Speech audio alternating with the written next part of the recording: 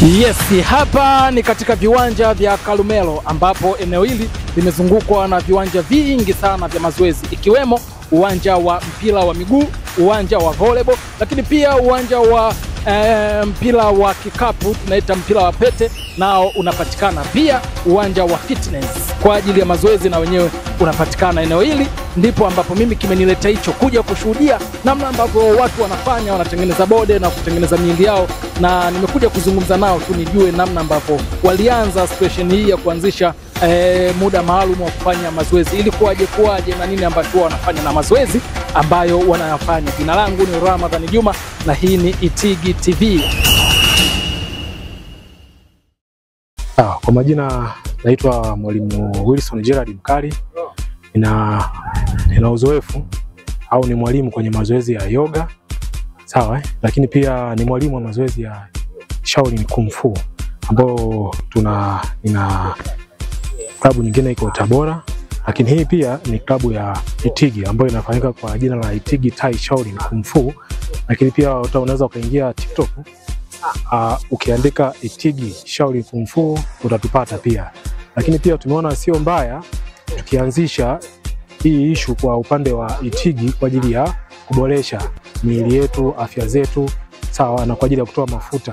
Yaani tuwe vizuri. Unajua mazoezi wanasema ni afya. Sasa sio mbaya, nikaona kwa sababu na hiyo talent tukao tumeanzisha group kama hilo. Kwa hiyo sio mbaya kwa nyinyi ambao mnaotusikiliza, tunawakaribisha sana. Sawa, tunaona kama hivyo mnavyoona, tunaendelea nao kidogo. Lakini pia tunakaribisha na watu wengine wanaweza kaja kujoin na sisi.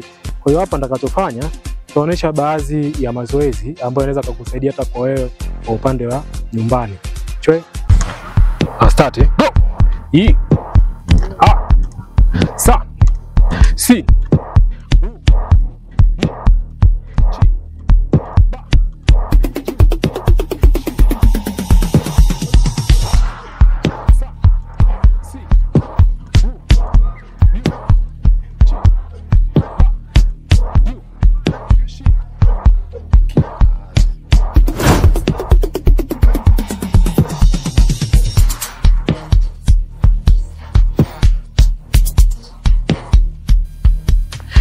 Twende juu.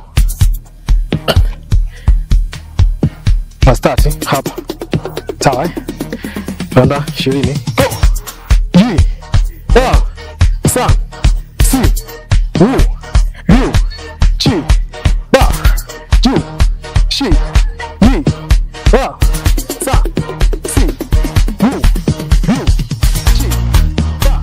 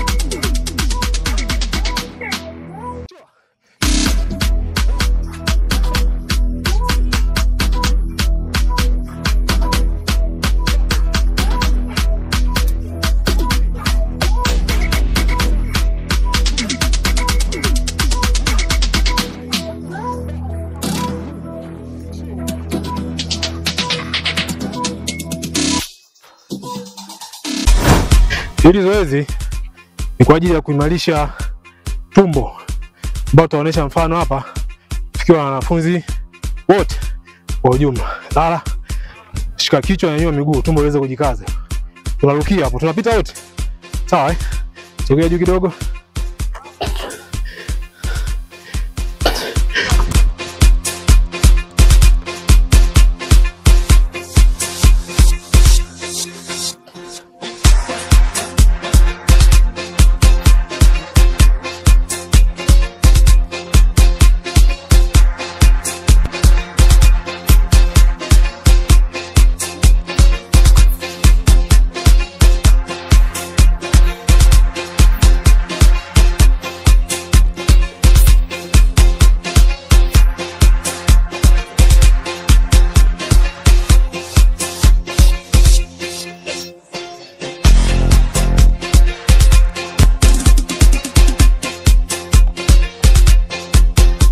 Tulivyoona huo ni moja ya ukakamavu.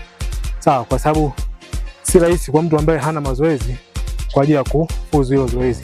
Lazima uwe na experience kidogo, lakini pia huwa tunafundisha. Mfano mwingine, chukua tawi dogo lile. Bibla. Twende chini. Mwingine atakayeweza anakuja.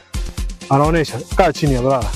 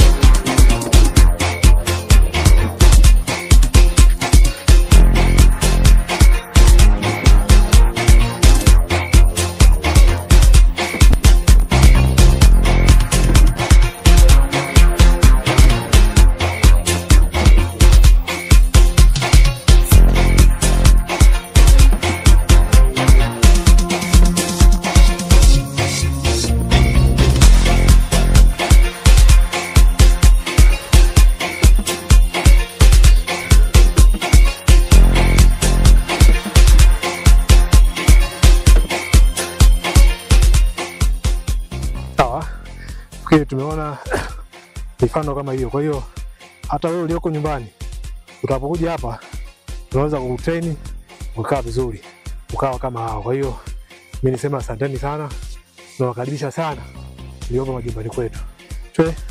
Asante. Majina naitwa Sarafina Dastani Makwega. Okay, Sarafina Dastani Makwega. Umeweza kujisacrifice mama yetu kufanya mazoezi eneo hili hapa.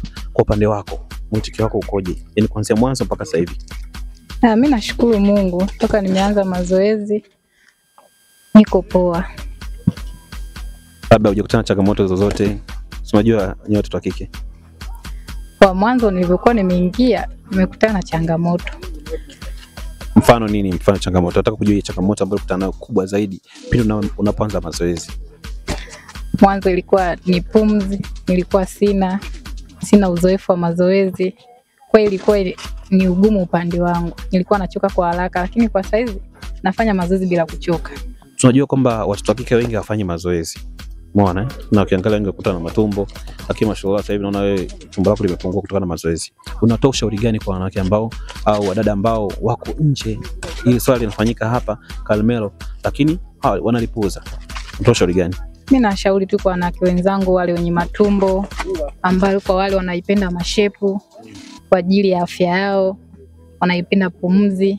Jamani, mazoezi ni afya. Na pia mazoezi yanasaidia kwa vitu vingi.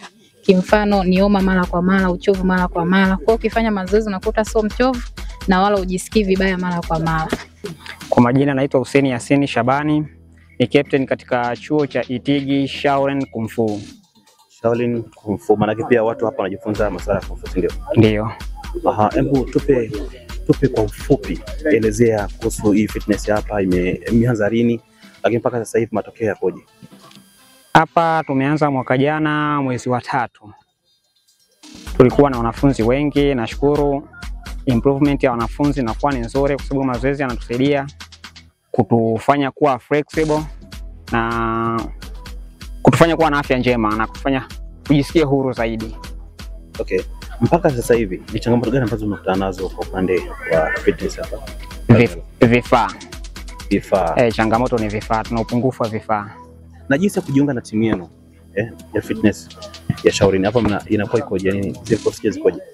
Process kwa mwanafunzi mpya anatakiwa alipe kiingilio, alafu huwa kuna mchango wa ada wa kila mwisho wa mwezi shilingi 4,000 kwa ajili ya maendeleo ya klabu na ununuaji wa vifaa vya klabu. Ndio.